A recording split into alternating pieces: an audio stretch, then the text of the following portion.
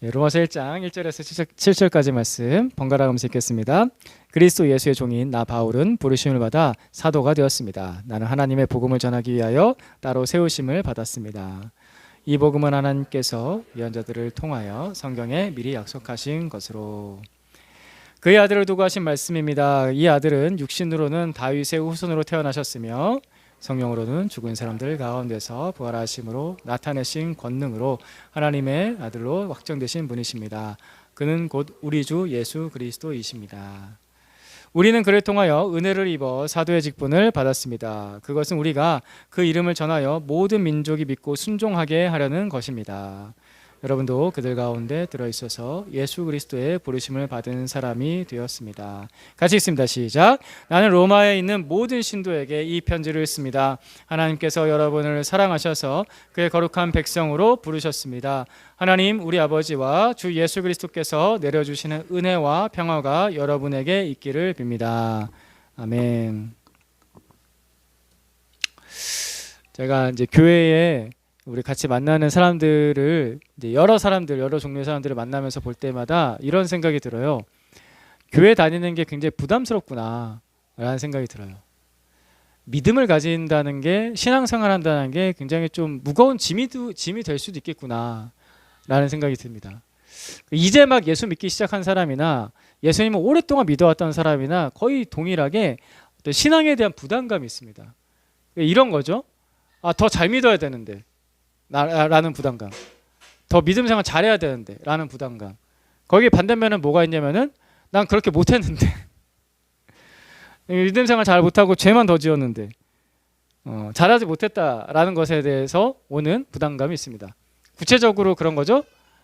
성경 읽기 못했다, 기도 못했다, 전도 못했다, 섬기지 못했다, 대신에 죄만 짓고 살았다.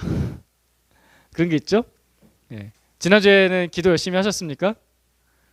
새벽 기도 조회수가 점점 떨어지고 있어요. 이런 식으로 얘기하면 이제 부담감이 생기는 거죠. 목사님 저럴 거면 왜 해? 막 이러면서 그런 식으로 기도는 좋아서 해야 되는 거잖아요. 막 이러면서 이제 예, 그럴 수도 있는데 그런 부담감들 있죠. 잘 해야 되는데 잘 못했다라는 부담감. 근데 만약 이 부담감이요, 예수 그리스도의 복음 안에서 느끼는 예수님을 향한 갈망 때문에 나오는 부담감이라면은 좋은 거예요. 하나님 너무 사랑해서 기도 더 해야 되는데 그런 마음이라면 좋은 거예요. 예수님을 더 알고 싶어서 성경 읽어야 되는데 내가 그걸 못했어, 아쉽다, 그런 부담감이라면 좋은 거예요. 그건 경건한 거죠. 그리고 하나님 앞에서 그 하나님의 빛 아래서 나 자신의 약점이나 나 자신의 죄를 느끼는 그 죄책감이다? 당연한 거예요. 그런 게 있어야죠. 그건 오히려 좋은 거예요. 하나님 앞에서 근심하고 하나님 앞에서 주님께서 주시는, 주님과 함께 져야 될 짐을 같이 진다? 이건 경건한 거예요. 그래서 복음 안에서 느끼는 겸손함이다, 복음 안에서 느끼는 겸비함이다, 이런 거는요 다 있어야 되는 거예요. 그건 좋은 겁니다. 그래서 우리 찬송가 중에 이런 찬송가가 있어요. 찬송가 274장 4절에 이런 가사가 있습니다. 못된 행실 다 고치고 악한 생각 다 버려도 주 앞에서 정결타고 자랑치는 못하리라. 이 찬양은 우리가 거의 안 불렀던 찬양이라서 아마 모를 수 있는데 이렇게 불러요. 못된 행실 다 고치고 악한 생각 다 버려도 주 앞에서 정결타고 자랑치는 못하리라. 물 가지고 날 씻든지 불 가지고 태우든지 내 안과 박 다 닦으사 내 모든 죄 멸하소서. 기억나세요? 후렴 한번 다시 불러볼까요? 시작. 물 가지고 날 씻든지 불 가지고 태우든지 내 안과 박 다 닦으사 내 모든 죄 멸하소서. 아멘. 그러니까 이런 부담감이 좋은 거예요. 그러니까 우리 믿음의 선배들도 이렇게 찬양했잖아요. 아무리 고치고 그 다 버려도 주님 앞에선 정결타고 자랑할 수 없어요 라는 부담감과 죄책감, 이거는 경건한 겁니다. 복음 안에서 느끼는 겸비함입니다. 예수 그리스도 앞에서 느끼는 자신을 실제로 직접적으로 직관하게 되는, 직면하게 되는 겸손함인 거죠. 이건 당연히 다 있어야 되는 거예요. 어느 누가 자랑할 수 있겠냐고요. 이거는 좋은 겁니다. 이건 긍정적인 거, 다 있어야 돼요. 없으면 오히려 안 되는 거. 그런데 이런 것이 아니라 율법적인 죄책감 뿐이다 라고 한다면 내가 진짜 제대로 믿고 있나, 이걸 점검해 봐야 되는 거예요. 뭘 했다, 뭘 하지 않았다 라는 체크리스트, 이거 체크해서 좋고 체크 못해서 안 좋고, 오늘 성경 읽어서 좋고 오늘 기도는 못했는데 좀 아쉽고, 그 체크리스트를 못했다고 해서 나타나는 죄책감, 부담감이라면은 내가 진짜 예수 그리스도의 복음을 제대로 믿고 있나 라고 처음부터 다시 점검해 봐야 된다는 거예요. 우리는 성경을 읽으면서 은혜라는 단어를 굉장히 많이 봅니다. 하나님의 은혜, 하나님의 자비, 하나님의 사랑, 하나님의 용서하심, 하나님의 오래 참으심. 그죠? 우리의 은혜로 구원받습니다. 그래서 성경을 펼칠 때마다 그 은혜라는 단어가 엄청나게 많이 나옵니다. 오늘도 설교를 듣는데요, 설교 들을 때에도 은혜, 값없이 거저준다라는 뜻의 은혜라는 단어를 오늘도 많이 들으실 거예요. 몇 번이나 할지 모르겠지만 은혜예요. 하나님의 은혜라고요. 그런데 우리는 그 성경을 덮고 나면은 은혜를 잊어버려요. 우리가 은혜로 살았다는 것을, 우리가 은혜로 구원받는다는 걸 잊어버려요. 은혜로 용서받는다는 것을. 설교 시간 끝나고 나서 예배당에 있는 모든 시간 다 마치고 집으로 돌아오고 나면은 일주일의 삶 속에서 은혜의 능력이라는 것이 사라져요. 누군가 계속 나를 평가해요. 너 잘했니 못했니? 너 그것밖에 못하니? 그리고 자기 자신을 스스로 죄책감을 느껴요. 그리고 자신의 무능에 대해서 자꾸 평가를 해요. 은혜로 사는 게 아닌 게 돼요. 은혜의 능력이 사라져요. 그래서 내 마음속에 항상 부담감, 죄책감, 거기 신앙인데, 믿음으로 구원받는 그런 좋은 신앙인데, 그 신앙의 짐이 계속 내 마음 한켠을 눌러요. 왜 그럴까요? 은혜인데 왜 그럴까요? 내가 무엇에 응답하고 사는지를 잘 보셔야 됩니다. 사람은 항상 뭔가에 대답하면서 살고 있습니다. 남편의 부름에 대답하고, 아내의 부름에 대답하고, 자녀들의 부름에 대답하고, 직장의 부름에 대답을 합니다. 부모의 부름에 대답을 합니다. 그리고 나 자신의, 나 스스로에 대해서 외치는 어떤 말에 대해서 대답하면서 합니다. 근데 또 하나의 부르심이 있어요. 하나님께서 나를 부르셨어요. 하나님께서 나를 부르셨다는 그 부르심에 응답하는 삶을 살아야 됩니다. 그래야지 복음 안에서 살아요. 근데 그게 아니라 나 자신이 나 스스로에 대해서 너 뭐 해야 돼? 라는 부담감에 대해서 계속 응답하면서 사니까 이게 복음으로 살아지지가 않는 거예요. 은혜로 살아지지가 않는 거예요. 그러니까 내가 자꾸 거기에 너 성경 읽어야지, 너 착한 일 해야지, 착한 말 해야지, 욕하면 안 되지, 헌금도 해야지, 봉사도 해야지, 아내한테 그렇게 말하면 안 되지, 아빠한테 그렇게 말하면 안 되지, 너 왜 눈을 그렇게 흘겨? 그런 많은 말들 속에서 내가 거기에만 응답하는 거예요. 누가 하나님이십니까? 여러분의 인생 가운데 누가 하나님이시고 누가 나를 부르십니까? 내가 나를 불러서 나 자신한테 응답하는 것이 아니라 하나님께서 나를 은혜로 부르셨다는 것에서 응답하면서 살아가는 겁니다. 오늘 본 말씀 보시면요, 하나님께서 나를 부르셨다는 말씀이 굉장히 많이 나옵니다. 1절과 6절과 7절 말씀인데요, 1절 말씀 같이 한번 읽어주시겠습니까? 여러분 먼저 읽어주세요. 시작. 그리스도 예수의 종인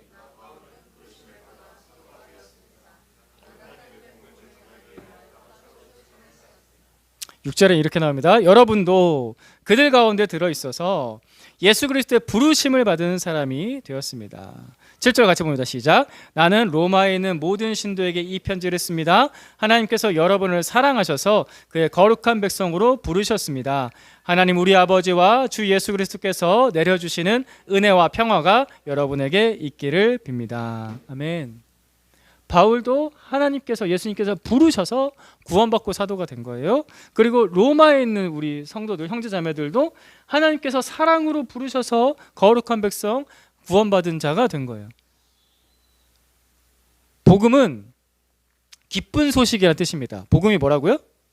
기쁜 소식. 그러니까 복음이 기쁜 소식으로 내 마음에 들리고 그 기쁜 소식으로 내가 사라지려면은, 복음으로 그 기쁜 걸로 사라지려면은 하나님께서 나를 부르셨다라는 것에서 시작이 되고 거기에 응답하면서 살아가는 거예요. 네가 뭐 해야 돼 라는 것에 응답하는 것이 아니라 하나님께서 나를 부르셨다라는 것에 응답하면서 사는 거라고요. 그것에 응답해서 하나님 더 알고 싶어요 하면서 성경 보는 거고, 하나님 부르시면 응답해서 하나님 제 마음이 이런 거예요 하면서 기도하는 거고, 하나님 부르시면 응답해서 하나님 감사합니다 하면서 예배 드리는 거고, 하나님 부르시면 응답해서 사랑하는 사람을 섬기고 사랑하지 않는 사람도 섬기고 전도하고 섬기면서 살아가는 거예요. 하나님의 부르심에 응답해서. 그럴 때 복음이 기쁜 소식이 되는 겁니다. 너무 즐겁고 행복한 거예요. 자, 이제 중요한 건 이거죠. 그럼 그 부르심을 어떻게 들어요? 라는 거예요. 그 부르심은 나한테 내가 뭘 하면 들리나요? 내가 어떻게 하면 들리나요? 자, 여기서도 이제 질문이 잘못된다는 거 아세요? 내가 어떻게 하면 들린다고 생각을 해요? 아니에요. 그냥 하나님이 나를 부르세요. 이미 오래전부터 나를 부르셨고요. 한 번도 나를 안 부르신 적이 없어요. 우리가 집에서 아이들하고 같이 지내다 보면요, 계속 애들을 불러요. 정우야, 연수야, 여보, 계속 불러요. 하루에 한 번도 안 부르고 넘어간 적 있을까요, 없을까요? 없어요. 하준이 아빠는 하준이를 몇 번이나 불러요, 하루에? 예? 수백 번. 진짜 이거 과장 아니고 한 수백 번 부를 거예요. 하준이가 한 번 불러서는 대답 안 하거든요. 그죠? 하나님께서 나를 부르신다고요. 내가 대답 안 하니까. 수백 번 수천 번을 부르신다고요. 어떻게 해야지 듣지? 아니에요. 그냥 부르고 계세요. 그분이. 그걸 인정해야 돼요. 거기서부터. 하나님께서 나를 부르신다는 것을 그냥 인정하면 돼요. 여러분, 오늘 여기 어떻게 나오셨어요? 차 타고 나오셨어요? 아니에요. 하나님 부르셔서 나오신 거예요. 하나님이 오늘 여기까지 나를 여기 있도록 불러주시고 인도해 주셨던 그 순간순간을 생각해 보세요. 지난 일주일 동안 삶 속에서 계속 부르셨다니까요. 내가 거의 응답을 안 했던 것 뿐인 거예요. 부르셨는데 인정을 안 하니까. 아까도 우리 아이들하고 나눴던 얘기입니다. 제 선배 목사님이 한 청년과 상담했던 이야기인데요. 자매님이세요. 이 자매님이 교회는 나왔어요. 네, 이제 영향을 줬던 분이 고모님이셨던 것 같아요. 이 고모님이 참 간증 좋아하시는 고모님이세요. 여러 가지 참 은혜로운 예수 잘 믿던 사람들의 간증 얘기들을 보고 듣고 읽고 하면서 자기 조카한테도 야, 이런 거 다 좋은 거 있어, 너도 읽어봐, 이거 읽어보면 믿음이 생길 거야 라고 하는 거예요. 근데 아무리 보고 듣고 해도 믿음이 안 생기는 거예요. 아까 얘기했던 것처럼 꼭 그렇게 되기를 간절히 바라다가 어쩌다 우연히 이루어진 걸 가지고서 이거 기적이야, 이거 하나님께서 도와주셨어, 하나님 정말 살아계셔 라고 호들갑 떠는 것처럼 보인다는 거예요. 안 믿어진다는 거예요. 그럴 수 있죠. 그렇죠? 그럴 수 있잖아요. 전 너무 이해가 돼요. 저도 솔직히 저도 하나님 좀 믿지만, 말이 좀 그러네요. 하나님 믿고 있지만 좀 너무 호들갑 떠면서 간증하시는 분을 보면은 진짜야? 이런 생각이 좀 들거든요. 저거 너무 너무 친 거 아니야? 이런 생각이 좀 들거든요. 그럴 수 있어요. 잘 믿는 사람도 그런 생각 드는데 안 믿는 사람이 오죽하겠습니까? 충분히 그럴 수 있죠. 이처럼 신앙에 대해서 또 성경에 대해서 부정적인 생각을 가지고 있는 사람들 참 많습니다. 그것에 대해서 우리가 이상하게 열 게 전혀 아니죠. 충분히 그럴 수 있잖아요. 사실 우리 교회 안에도 있었잖아요. 있었었고 지금도 있을 수 있어요. 있을걸요? 그 생각이 있는 사람들. 제가 그거 탓하는 게 아니에요. 충분히 사람들은 그렇게 생각할 수 있습니다. 근데 제가 이제 여기서 신기한 것은요, 그분들이 왜 그리스도인들과 그런 마음에 안 드는 이야기를 나눌까라는 거예요. 그냥 그거 무시하면 되는데, 그 신앙을 무시하면 돼요. 그 성경 무시하면 돼요. 안 봐버리면 되거든요. 고모 나한테 더 이상 이런 얘기 하지 마요. 하고서 고모 집에 안 가고 그 교회를 안 나가면 돼요. 근데 왜 청년부 목사님하고 둘이 앉아가지고 그 얘기를 하고 앉아있을까? 이게 저는 신기한 거예요. 어떤 사람들 그것도 어쩌다 우연히 목사가 하도 만나자고 했겠지. 고모가 얼마나 닥달했으면 걔가 거기 앉아있겠어. 근데 그거 사람이요. 나이가 어린 것도 아니고 20대 청년인데 자기가 마음대로 결정하면 안 와버릴 수 있어요. 교회 안 와버릴 수 있고 안 만날 수 있고요. 그냥 그 수신 거절하면 되잖아요. 지금은 통화를 받을 수가 없어서 바로 넘어가잖아요. 수신 거절하면은. 여러분들 그런 목록에 있으신 분들 있으시죠? 저를 그렇게 넣지 마시고요. 제가 전화해도 잘 안 받는 사람들도 이렇게 아무튼 그렇게 할 수 있는데 와서 앉아있고 얘기를 하고 한다. 저는 그건 제 믿음에는요, 제 생각에는요, 하나님께서 그 사람을 부르셨기 때문이에요. 하나님께서 부르시지 않았다면 일어나지 않았을 일이에요. 교회 문턱 넘는 거 너무 힘든 일이에요. 믿지 않는 사람이. 게다가 자기 마음속에 있는 이야기를 예수 믿는 사람과 게다가 목사랑 얘기한다? 이게 너무 힘든 일이에요. 기적 같은 일이거든요. 하나님께서 불러주셨기 때문입니다. 믿지 않는 사람들 안에 자기 스스로 설명하기 어려운 이상한 갈등이 일어날 때가 있습니다. 근데 그 스스로는 그것에 대해서 대답하기가 어려워요. 왜냐면요, 하나님을 완전히 인정하지 않기 때문에 그래요. 어렴풋이 인정하거나 아예 인정하지 않거나. 그런데 자기 안에는 그 질문들은요, 하나님을 인정하는 순간 시원한 답이 나타나기 시작해요. 그냥 아주 단순해요. 그냥 하나님이 나를 부르셨나? 하나님 나를 부르셨구나. 하나님 나를 부르셨네? 라고 인정하는 순간 다 대답이 나와요. 거기서. 하나님 나를 부르셔서 교회까지 나오게 하셨어. 하나님께서 나를 부르셔서 이 고민이 하게 만드셨어. 하나님께서 나를 부르셔서 여기 예배당에 앉아서 잘 들리지 않는 설교 듣고 앉아있어. 하나님께서 나를 부르셔서 목사님하고 이 얘기를 하고 있네. 답이 명확해지잖아요. 하나님께서 나를 부르셨기 때문입니다. 하나님은 결코 잘 믿는 사람을 부르시는 것이 아니라 오히려 잘 안 믿는 사람, 갈등하는 사람, 고민하는 사람, 그런 사람 부르십니다. 그런 사람 부르셔서 구원하시는 게 하나님이시니까. 오늘 로마서 말씀 읽었는데요. 이 로마서를 쓴, 로마에 쓴 편지를 쓴 바울도 굉장히 고민과 갈등이 많았던 사람이에요. 이 사람도 결코 쉽게 믿었던 사람이 아니거든요. 사도 바울이 처음 부르심을 받을 때 굉장히 답답했습니다. 바울이 사울이라고 불렀을 때가 있습니다. 그러니까 히브리 이름으로 사울이거든요. 사울 왕, 베냐민 지파, 사울 왕. 바울이 베냐민 지파니까. 그러니까 사울이라는 히브리 이름을 불렸을 때 그는 기독교를 박해하던 사람이었습니다. 그래서 어느 날 다마스쿠스에 있는 기독교인들을 박해하려고 가던 길이었어요. 중동의 한낮에 가던 길에 갑자기 밝은 빛이 사울에게 비치면서 이렇게 말씀하시는 거예요. 말씀이 들리는 거예요. 사울아 사울아 내가 왜 나를 핍박하느냐. 사울아 사울아 내가 왜 나를 핍박하느냐. 사울이 예수 그리스도의 음성을 들었습니다. 그 순간 시력을 잃어버리고요. 앞이 보이지 않고요. 3일 동안 아무것도 먹지 못했습니다. 앞을 보지 못하고 3일 동안 아무것도 먹지 못했을 때 사울이 얼마나 갈등했을까요? 얼마나 고민했을까요? 자기가 지금까지 믿어왔던 모든 것을 다 부정해야 되는 순간이 찾아온 거예요. 자기가 살아왔던 그 모든 삶의 방식을 다 부정해야 되는 순간이 찾아온 거예요. 아까 그 자매처럼 나는 하나님 없다고 생각했는데 그걸 다 부정해야 되는 순간이 찾아온 것처럼 사울에게는 자신이 제대로 믿고 있었다고 생각했는데 완전히 제대로 안 믿고 있었네? 라는 것을 인정해야 되는 너무 큰 갈등의 순간이 찾아온 거예요. 그 순간에 예수님께서 그에게 찾아오셔서 그 갈등을 다 덮고도 남을 만한 하나님의 사랑, 그 풍성한 은혜를 부어주셨어요. 그래서 사도 바울이 나중에 그의 노년에 이런 이야기를 또 남깁니다.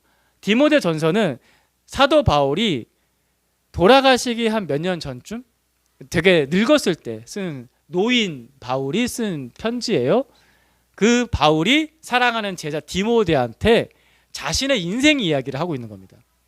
13절 말씀 여러분 먼저 읽어주시겠습니까? 시작. 내가 전에는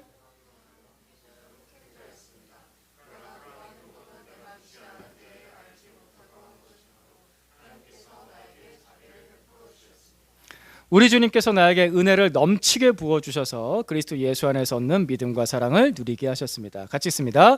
그리스도 예수께서 죄인을 구원하시려고 세상에 오셨다고 하는 이 말씀은 믿음직하고 모든 사람이 받아들일 만한 말씀입니다. 나는 죄인의 우두머리입니다. 아멘. 사도 바울은 죽을 때까지 하나님께서 나를 은혜로 부르셨다라는 것을 기뻐하고 감사하고 그걸 고백하고 있습니다. 바울이 지금 디모데, 제자 디모데한테 쓴 편지라고 했잖아요. 이 디모데는 목회자예요. 목사예요. 그러니까 목사 대 목사로서 뭔가 조언을 해주는 편지를 쓰려고 디모데 전서, 디모데 후서를 쓴 건데, 그래 뭔가 좀 목회적인 기술, 방법, 그리고 또 어떤 중요한 원리들을 얘기해야 될 것 같은데, 그때 사도 바울이 했던 얘기 중에 하나가 이거라는 거예요. 그 어떤 것보다 중요한 게 뭐냐면은 하나님께서 나를 부르셨다는 거예요. 하나님께서 나에게 은혜를 베풀어 주셔서 나를 바꿔 주셨다는 거예요. 이게 아니면은 예수를 믿을 수도 없고 뭐 목사든 사도든 될 수도 없는 거죠. 나를 불러주시는 예수님을 인정하세요. 거기서 모든 답이 나옵니다. 그분이 오늘 여기까지 나왔다는 것을 믿고요, 그냥 의지하세요. 그래서 우리가 지금 예배를 드리고 있는 거예요. 지금도 너무 막 이렇게 예배를 잘 드리려고 잘 드려야겠지만, 나 왜 이렇게 예배를 잘 못 드리지, 뭐 그런 생각하지 마시고 그냥 한 가지만 집중하세요. 하나님께서 날 그냥 여기로 부르셨어. 나 여기로 부르셔서 내가 지금 여기 있는 거야. 그러면 아주 쉽고 명확한 답이 보입니다. 복잡하지 않습니다. 마음이 안 좋고 몸이 안 좋고 생각이 복잡하고 한 것들 하나님 앞에 내려놓고, 하나님 지금 나를 부르셨죠 하고 내려놓으면 돼요. 제가 집에 들어갈 때 아내한테 한 6시쯤에 들어가오 하고 문자를 보내요. 들어가오 이렇게 해요. 들어가오. 네 글자로. 이게 하도 많이 쓰다 보면은 그거 있잖아요. 그 자동으로 이렇게 만들어지는 문장 있잖아요.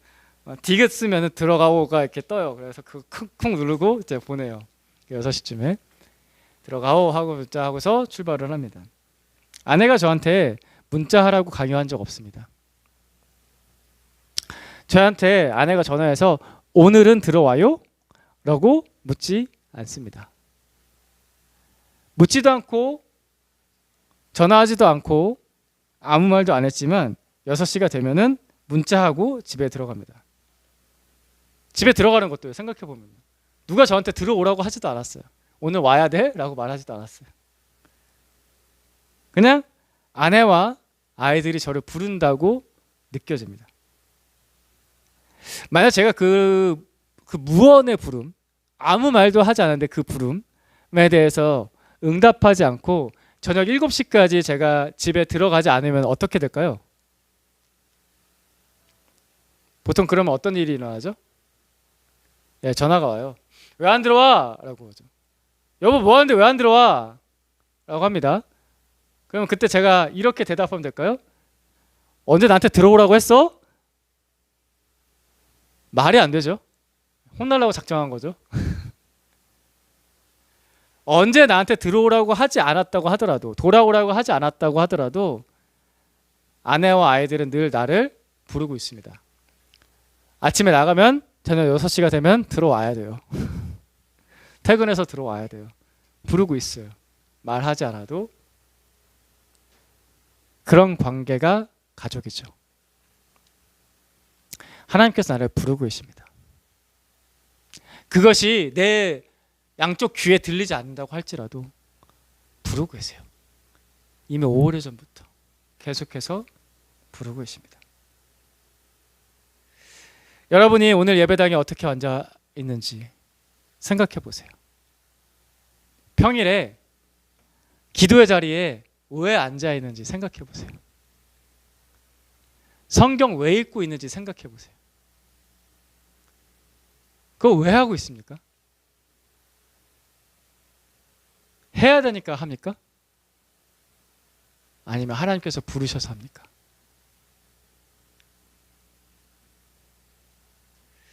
율법적인 부담감이 아니라 아버지 하나님께서 나를 부르셔서 우리가 지금 이 자리에 있는 것입니다. 이게 복음, 기쁜 소식이에요. 그래서 로마 교회에 쓴 편지의 인사말이 이렇게 시작하는 거예요. 아까 7절 말씀 다시 한번 보면요. 7절 다시 봅시다. 시작. 나는 로마에 있는 모든 신도에게 이 편지를 씁니다. 하나님께서 여러분을 사랑하셔서 그의 거룩한 백성으로 부르셨습니다. 하나님 우리 아버지와 주 예수 그리스도께서 내려주시는 은혜와 평화가 여러분에게 있기를 빕니다. 아멘. 하나님께서 여러분을 사랑하셔서 그의 거룩한 백성으로 부르셨습니다. 바울은 자신을 핍박자에서 사도로 부르신 그 하나님의 부르심, 죄인에서 하나님의 자녀로 부르신 그 하나님의 부르심, 그 사랑을 기억하면서 로마 교회에 편지를 쓰면서 첫 번째 인사말을 이렇게 남기는 것입니다. 나를 부르셨듯이. 1절에 그렇게 나오죠. 나를 부르신 하나님. 그리고 7절에 이렇게 얘기하죠. 너희를 부르신 하나님. 이게 복음의 시작입니다. 하나님께서 나를 부르셨습니다. 따라해 봅시다. 하나님께서 나를 부르셨습니다. 하나님께서 우리를 부르셨다는 것에 응답하는 것이 신앙생활입니다. 그래서 여기 맨 아랫줄 제가 따옴표 친 거 같이 한번 읽어봅시다. 시작. 하나님께서 부르셔서 지금 이 자리에 있습니다. 이거를 매일 고백하면서 한번 살아보세요. 하나님께서 부르셔서 오늘 제가 복음을 듣습니다. 하나님께서 부르셔서 제가 구원을 받습니다. 하나님께서 부르셔서 기도하러 왔습니다. 하나님께서 부르셔서 성경을 읽으려고요. 하나님께서 부르셔서 더 확장돼서 신앙적인 것뿐만 아니라 하나님께서 부르셔서 제가 일터에 나왔습니다. 직장 상사가 부른 게 아니라 하나님께서 부르셔서 제가 학교에 왔습니다. 선생님이 부른 게 아니라 하나님께서 나를 거기로 부르신 거예요. 공부해야지, 일해야지, 저 사람을 도와줘. 하나님께서 부르셔서. 그리고 하나님께서 부르셔서 하나님 오늘 하루 일과 잘 마치고 제가 가정으로 돌아왔습니다. 하나님께서 부르셔서 지금 제가 이 자리에 있습니다. 이것이 은혜라고 느껴지십니까? 그런 복음이에요. 그런 기쁜 소식이에요. 의무감, 부담감, 죄책감, 경건한 건 좋은 건데, 경건한 부담감 좋은 건데 율법적인 그 죄책감, 부담감에서 벗어나서 하나님께서 부르셔서 거의 응답하면서 나아갈 때 하나님 저를 부르셨으니, 거기서 더 나아가면 이렇게 되는 거예요. 하나님 저를 부르셨으니 제가 그 죄에서 벗어나 거룩한 삶을 살기 원합니다. 이게 은혜에 대한 응답인 거죠. 하나님 저를 부르셨으니 하나님 저만 예수 믿는 것이 아니라 제가 사랑하는 저 사람도, 제가 늘 관심을 가지고 있는 저 사람도 예수 믿게 도와주십시오. 은혜에 응답하는 거예요.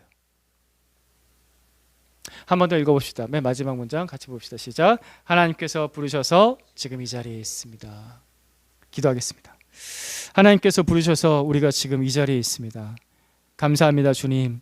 그 은혜의 부르심에 매일매일 대답하며 기도하고 성경 읽고 예배하고 사랑하고 섬기고 전도하고 일하고 공부하고, 하나님께서 부르셔서 주님 제가 지금 이 자리에 있습니다. 고백하면서 살아갈 수 있도록 하나님 우리를 계속해서 이끌어 주십시오. 불러 주십시오. 듣게 하십시오. 깨닫게 해 주시옵소서. 예수 그리스도의 이름으로 기도드립니다. 아멘.